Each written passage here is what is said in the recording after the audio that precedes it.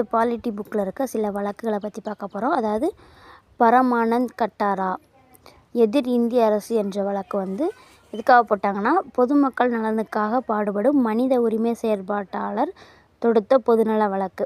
இதில் மருத்துவ தொழிலில் உள்ள ஒவ்வொரு நபரும் காயமடைந்த எந்த ஒரு குடிமகனுக்கும் வழக்கமான நடைமுறைகளை காரணங்காட்டி காத்திருக்க வைக்காமல் மருத்துவ உதவினை செய்ய வேண்டும் எனும் மிகவும் முக்கியத்துவம் வாய்ந்த தீர்ப்பினை உச்சநீதிமன்றம் வழங்குச்சு.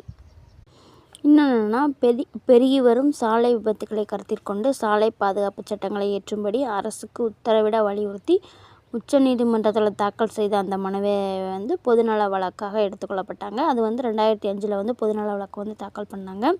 அப்புறம் அங்கமால் பாண்டே எதிர் உத்தரப்பிரதேச மாநில அரசு என்ற வழக்கில் உயர் நீதிமன்றத்தின் லக்னோ அமர்வு கன்சிராம் நினைவு அரங்கம் அருகே கட்டுமானப் பணிகளை குறிப்பிட்ட காலத்துக்கு தடை செய்தது.